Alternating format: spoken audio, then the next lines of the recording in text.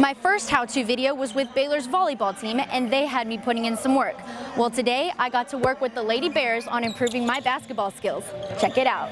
If you love outdoor activities but feel that cold front coming in, then you should check out Baylor's rock climbing team that meets twice a week inside the Slick at the Rock. I'm here at one of the best places to eat in Waco, and if you'd like to get in, then you better start putting on some pads, working out, and going to class, because this place is reserved for Baylor student athletes only.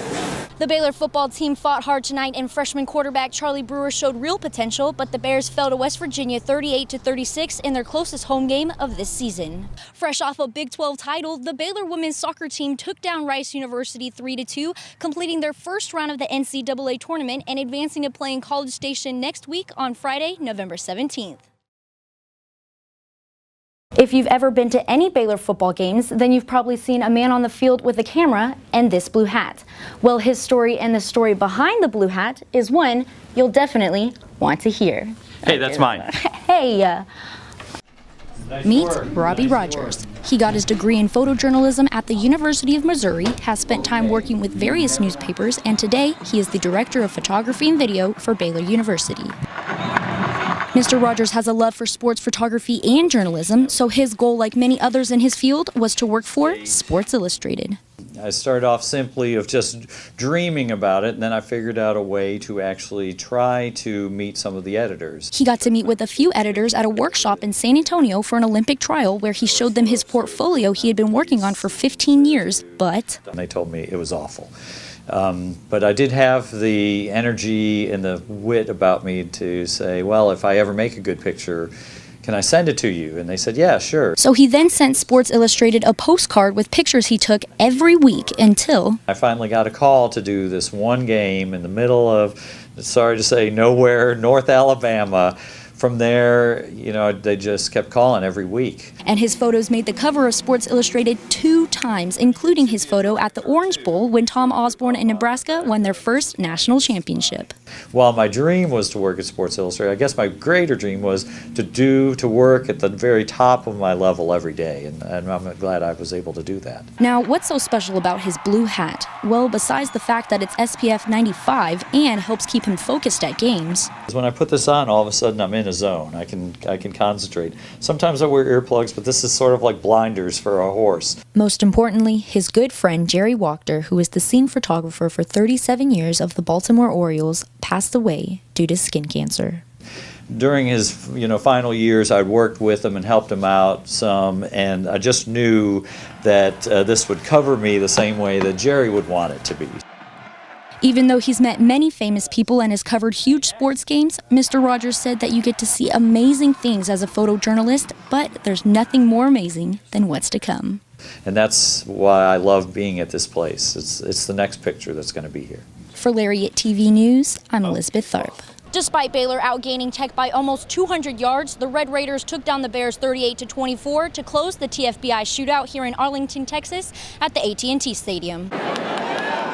The Bears also led in possession time, first downs, and in passing yards, but the Raiders were able to capitalize on Baylor's 4 turnovers by turning them into 17 points.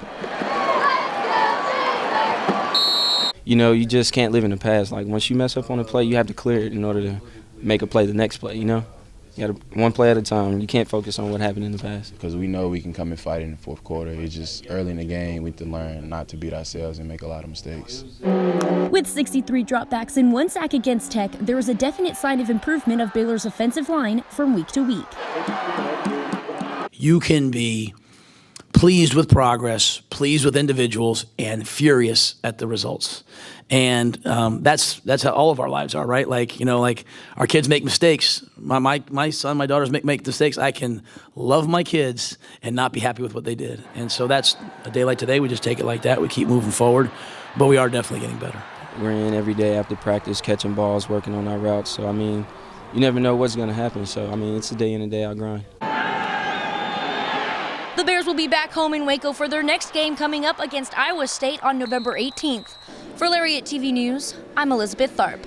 Volleyball and basketball definitely tested my athletic abilities. Well, now it's time to check out my golf skills with the Baylor men's golf team.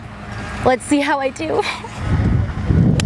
First, I'm here with junior Garrett May, and he's going to teach me how to Today we're going to learn how to pick the right club for the shot you're going to hit, and to also talk about the grip and how to grip the club. Garrett's advice on choosing the right club first includes practice and recent experiences, or knowing how far you hit your clubs. So you'd say 141, it's around a pitching wedge for me. Next, you want to examine the wind's direction. And wind's coming off the left. It's hurting a little bit, so it's going to take off a little distance this shot. So Then checking to see what's between you and the green. I've got the sand trap short of the green, so you don't want to go short. Exactly. So you kind of want to play a little long. You got the 9-iron, and this is the club you want. First, Garrett then went over how to grip the club. there you go. Square. So, like your hand like this, and your fingers, and then you take your thumb and just kind of roll it over. There you go. So then you're going to take your right hand, and you're just going to wrap it under with the pinky finger right on your pointer finger of the other hand, and then you're just going to wrap it around like that. And make sure this thumb is kind of like down and around the shaft like that, and there you go. There's your grip. Next, I'm here with sophomore Cooper Dossie, and he's going to teach me how to drive, chip, and putt. I need my driver, my 60-degree, and my putter. The way you address it is you put the putter behind the ball, and you try to put the ball in the middle of the face, and then you just take it back and then through. back and through. Yep. A small chip, it would just be a simple, like, this half swing almost. So when you set up to the driver, you're going to step a little bit farther away, then you hit a putt, a little bit farther back from the ball. That's good. And you want the ball to be kind of on your left foot. All the way back. Yeah. Am I holding this right? Yeah. And make really? sure, and make sure to watch the ball. Perfect.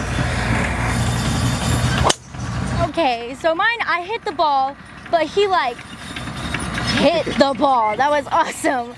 If you'd like to catch the men's golf team at work, they compete in the Jerry Pate Intercollegiate on October 9th in Alabama. 12-seeded Baylor volleyball took down the Miami Red Hawks with a set score of 3-0 on Friday, December 1st at the Farrell Center, advancing to the second round of the NCAA tournament to take on Colorado.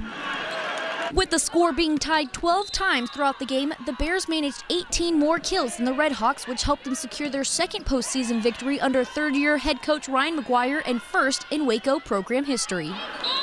It's the greatest because, like, we have so much synergy and, like, we play as sisters. Like, it's just awesome. I know that we have a lot to work on as a team going into this next match, but it was a really cool experience, and I'm just grateful for the opportunity. With over 1,600 people in attendance, the crowd was all hyped up as it's the Bears' first time hosting the first and second rounds of the NCAA tournament in Waco.